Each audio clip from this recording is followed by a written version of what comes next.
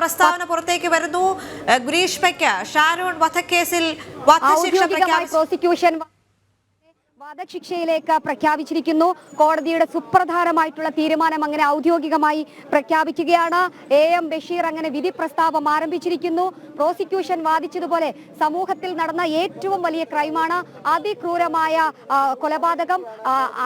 ഒരു പക്ഷേ കേട്ടുകേഴ്വിയില്ലാത്ത രീതിയിലുള്ള ഒരു കൊലപാതകം. ആ കൊലപാതകത്തിന് 24-കാരിയായ യുവതി, ആ പെൺകുട്ടിക്ക് വധശിക്ഷ തിരുവനന്തപുരം നെയ്യാറ്റിൻകര സെഷൻസ് കോടതി ഔദ്യോഗികമായി പ്രഖ്യാപിക്കുന്നു.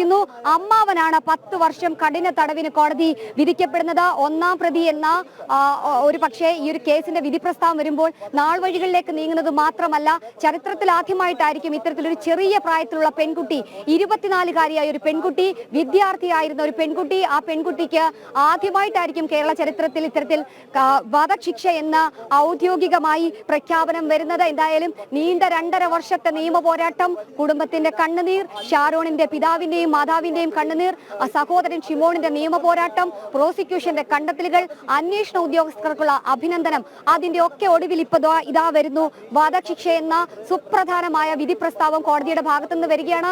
3-ാം പ്രതിയായ ഈ കേസിലെ ഏറ്റവും നിർണായകമായ ഘട്ടത്തിൽ തെളിവുകൾ അടക്കം നശിപ്പിച്ച, ഈ വിഷമടക്കം കൊണ്ടുകൊടുത്ത ആ അമ്മാവന് 10 വർഷത്തെ കഠിന തടവ് കൂടി ശിക്ഷ വിധിക്കുന്നു.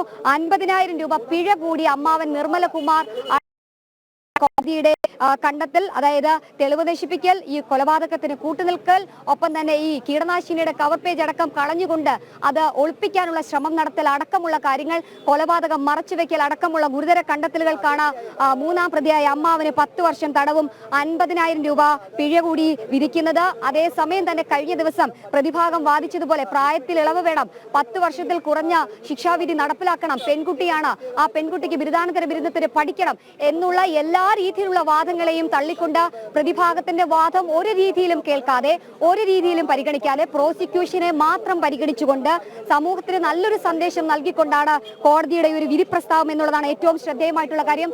കോടതിക്ക് മുൻപാകെ അല്ലെങ്കിൽ കോടതിയിലേക്ക് എത്തുന്നതിന് മുൻപ് തന്നെ ഷാരോണിന്റെ കുടുംബം ജനം ടിവിയോട് അടക്കം പ്രതികരിച്ചപ്പോൾ പറഞ്ഞൊരു കാര്യമുണ്ട്, മാതൃകാപരമായൊരു ശിക്ഷ. കാരണം ഇനി ഈ നാട്ടിൽ ഇത്തരത്തിലൊരു ശിക്ഷ ഉണ്ടാകാൻ അല്ലെങ്കിൽ ഇത്തരത്തിലൊരു സംഭവം ഉണ്ടാകാൻ പാടില്ല. പെൺകുട്ടികൾക്കും ഒപ്പം തന്നെ പ്രണയിക്കുന്നവർക്കും ഒക്കെയുള്ള ഒരു സന്ദേശം പകരുന്ന കോടതിയോട് പൊട്ടിക്കരഞ്ഞ് തൊഴുതുകൊണ്ട് നന്ദി പറഞ്ഞിരിക്കുകയാണ് ഷാരോണിന്റെ അച്ഛനും അമ്മയും, അല്ലേ? കാരണം അത്രത്തോളം വൈകാരിക നിമിഷങ്ങളിലൂടെയാണ് അവർ കടന്നുപോയിക്കൊണ്ടിരുന്നത്. ഗ്രീഷ്മയ്ക്ക് വധശിക്ഷ പ്രസ്താവിച്ചതിനു ശേഷം കോടതിയോട് പൊട്ടിക്കരഞ്ഞ് തൊഴുതുകൊണ്ട് നന്ദി പറഞ്ഞിരിക്കുകയാണല്ലേ ഷാരോണിന്റെ അച്ഛനും അമ്മയും?